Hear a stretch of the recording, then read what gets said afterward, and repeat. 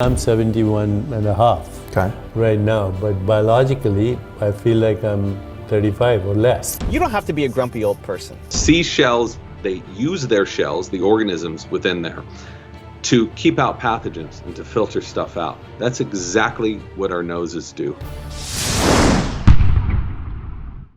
Rise and shine! It's Entspresso time!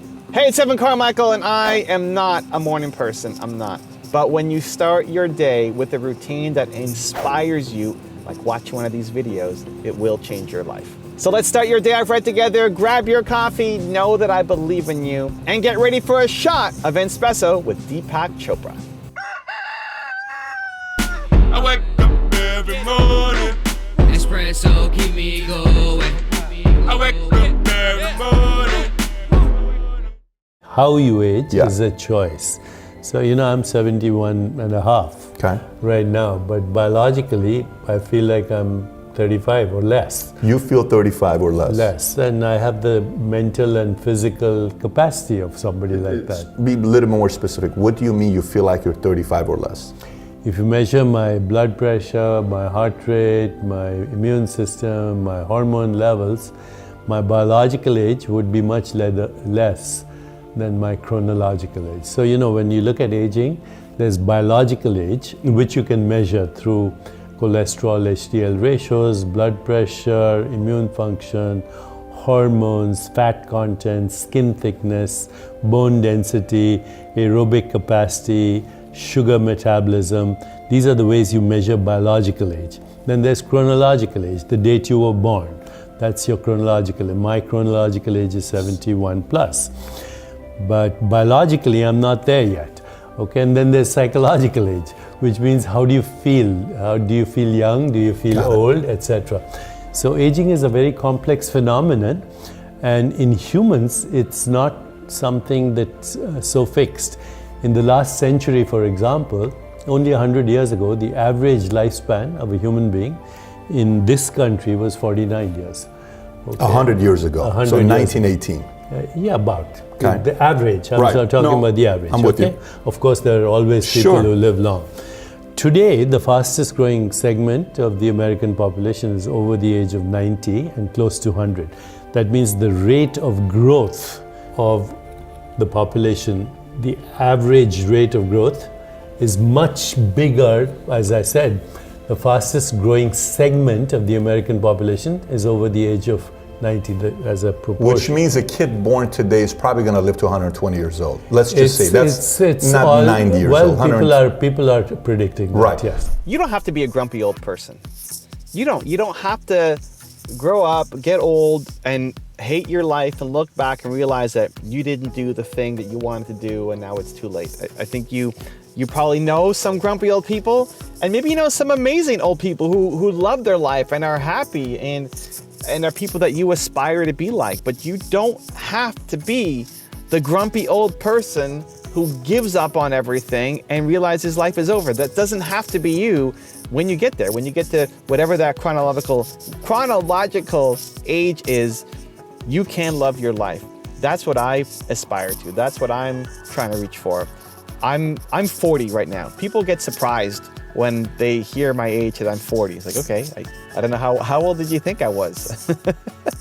But I'm 40. I remember last year when I was meeting Tom Bilyeu in Puerto Rico as part of our mastermind. He said, how old are you? I said, I just turned 40. He's like, F you. he didn't believe in a fun, friendly way. We didn't believe it. People don't believe that I'm 40 for whatever reason. And here's the number one thing that I think people overlook in aging, in health, in happiness. I think people default for giving health advice to diet, to exercise, to sleep, and all those things are super important. But the one thing that nobody talks about that I think is really, really, really critical, which influence all the other ones, is to actually love what you're doing. There's a reason why it's the number one bit of advice for entrepreneurs, because it definitely helps you in your business, but I think it helps you in life. When you love what you're doing, when you love the process, when you're genuinely having fun. This is fun for me. This is fun for me, guys. Nina went shopping at Costco. Now she's at a pet store. She's at Ren's Pets Depot in there, looking for something for our 2 little animals.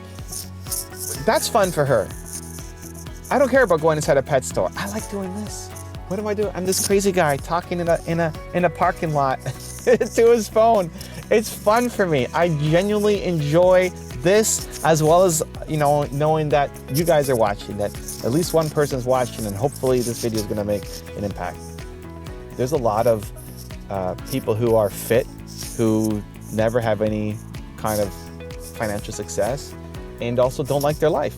There's a lot of people who have a lot of financial success, who look super old, who are not fit, and also don't like their life, right? I think the key is you have to love the process. When you love what you're doing, if you wake up today, you know, like imagine we're just getting started, it's Entspresso series, we're starting our morning, you're getting started, and you're genuinely excited about the day, you look at your calendar and says, let's go. You know, you look at your calendar like, come on, let's go. I'm ready for this day. If that's how you started your day, you're going to care more about your life, which means you're going to have more physical fitness. You're going to be careful with the things that you put in your body. I don't have the craziest workout routine. I'm not a diet fanatic. So why do people think that I'm not 40? Because the energy, because the love, because the excitement that I create in the work that I'm doing, and the vibrancy that I'm bringing. It's like not expected, I guess, for a 40-year-old. I think it's achievable for anybody. I think it's achievable for you. I think it's achievable for anybody. You're just not loving the work that you're doing. And again, that ripple effect plays out. So let's contrast it. If you wake up and you look at your calendar and it's like, oh man, not this again. Like, I hate this. I gotta go work for that person. I hate this job. I'm not being challenged. I haven't grown at all in the past 2 years. This sucks. If that's your mindset, right? If that's how you actually feel, and I'm not asking you just to change your mindset and be happy about this life that you hate, but if that's how you're waking up feeling, do you think you're gonna make the best diet choices? Do you think you're gonna make the best fitness choices? Do you think if that's how you wake up feeling and you look at your calendar and you don't like anything that's on that list, you think you're gonna be super motivated to go work out in the gym? You think you're gonna be motivated to go and have a healthy drink instead of a Frappuccino? I say Frappuccino because there's a Starbucks back there. Can you see it? See the Starbucks? I want a Frappuccino so bad. I want a Frappuccino, but I'm not going to because I love the love that I have right now for my life and for you guys making this video gives me the energy, the strength, the courage to not go and down a giant caramel Frappuccino. But if I was not happy, if I was stressed out, if I hated making videos and I'm stuck here, forced to make another video, guess what? Screw it. I'm just gonna get a Frappuccino because at least that's gonna make me feel good, right? That's what ends up happening. And so I think one of the biggest problems for people that we are not talking about in terms of health, aging, wellness, is not just the meal plans and the diet plans and the workout plans, it's actually loving your life. This is why we're not following through. Because you don't love your life. And so it's started to make that shift. Can you just love your life tomorrow? Probably not. Maybe you can add some things in to make it a little bit better, but it's creating a plan to get there. If you had to love one moment of today, you could do it. Are you gonna love every moment? No. I mean, I still don't love every single moment of every day. That's perfection and that's impossible. But could you inject one moment of happiness to make you love today a little bit more? Of course. Maybe it's hugging your wife, maybe it's buying something nice for somebody, maybe it's an act of kindness, maybe it's doing the video that you said you were gonna do that you've been postponing for forever. Like maybe it's putting on a song and dancing. There's always something you can add to your day to make it a little bit happier, a little bit more filled with love, a little bit more filled with purpose, passion, energy. You can always do that. The more you do that, and the more you start to actually plan towards building the life that you want, instead of just thinking about all the things that you haven't done and why you're not successful, where's your energy going? Is it going towards creating the plan executing the plan. Here's the life I want. Here's how I'm going to get it. Here's my steps. Here's the momentum I'm building. Is that where your mental energy is going? Or is your mental energy going to, I hate this. Again, I didn't follow through. I'm not going to make it. I'm not good enough. I have all these regrets. If your time is spent there, you're not going to move closer to hitting the life that you want. And you're going to end up making more bad decisions that don't allow you to age well. Back to the topic of the video. Right? So I think it's massively overlooked. I think the meal plans and the workout plans, you can look that stuff up. It's not that hard. You know, it's not that hard to get the advice. Sticking to it, the mental game, is the hard part. The best personal trainers are psychologists, right? They're still personal trainers, but they are good psychologists. They understand why you're not following through, and they hold you accountable, not just giving you the knowledge. I think when you start to actually love your life, when you start to feel like the work you're doing is important, when you start to feel like today matters, when that happens for you, everything in life gets better. Your health gets better, your relationships get better, your fitness gets better, your business gets better, your sense of connection gets better, everything gets better. It's why I'm so focused on helping people find their purpose and actually live it. It's why I wrote books like Built to Serve. It's why I make videos like this. Because maybe this is the video that helps to unlock it. Maybe this is the video where you realize that it's not just about having a strategy. It's about actually loving this strategy, loving the calendar that's ahead for the day. Even if it's one little piece, right? Don't worry about perfection, the whole thing. Like maybe, you know, like I look at this guy. This guy's, you know, working at Pure Later. I don't know if you guys can see that properly, but like that guy probably doesn't like working at Pure Later. You know, if I go ask him, hey, do you like working there? He's probably like, nah. He's sitting there on the cell phone. He's slowly getting into his truck. You know, he's slowly putting the phone away. He's sitting down. He's stretching. Like, this is not a guy who looks like he loves his life right now. And that's a lot of us, and that's fine. But it's building the plan towards the better life, as opposed to staying stuck where you are. It's even having hope that a better life is possible, that you can design a plan and that you're building momentum every day towards it. And you see little glimmers of hope that that could actually happen and be achievable for you.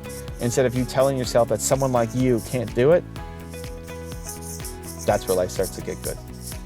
So stop worrying about the perfection of you not living the life that you want, and instead work towards building momentum towards achieving it.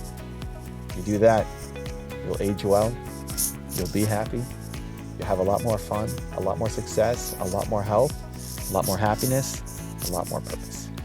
Now I've got a special bonus clip that I think you're gonna enjoy, but before that, it's time for the question of the day. I wanna know, what was your single biggest takeaway from this video and your plan of action for the next week? When you watch a video and you get motivated, the science says you have a 35% chance of following through. That's not enough.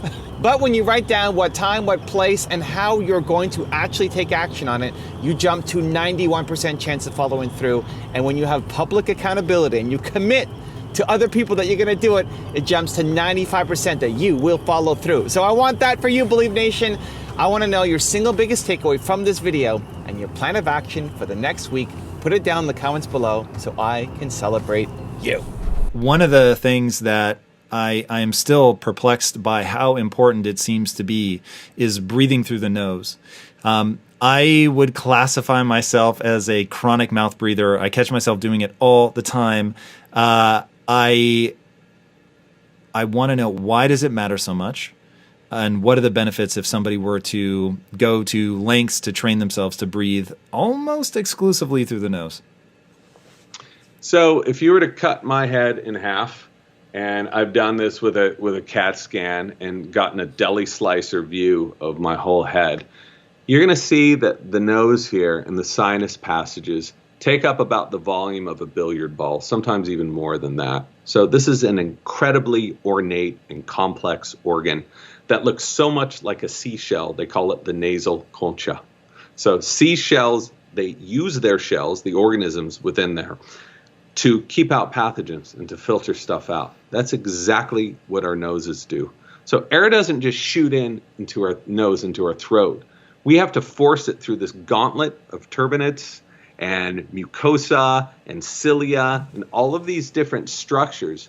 And while air is being pressurized and forced through this labyrinth, it is moistened, it's heated, it's filtered, it's pressurized, and it's conditioned so that by the time it enters our lungs, we can better absorb that oxygen. So just breathing equivalent breaths through the nose than through the mouth will increase oxygenation about 20% with each breath. So that's caused by a number of things. Also, nitric oxide, I'm sure a lot of your listeners know about this wondrous molecule that is implicated with vasodilation. It helps with gas exchange. It's essential. We make 6 times more NO when we breathe through our nose. And if we hum, we make 15-fold more nitric oxide. Nitric oxide is also, some people may be interested in knowing this, that what does Viagra do? It stimulates the release of nitric oxide in our bodies, creates vasodilation, you know where. So we can do this in our noses as well. If you want more Deepak Chopra, check out the one-on-one interview I did recently on my main channel. The link is right there next to me. I think you'll enjoy it. Continue to believe, and I'll see you there. Every thought you have is a magical lie. How do we live a life with zero physical or mental weakness?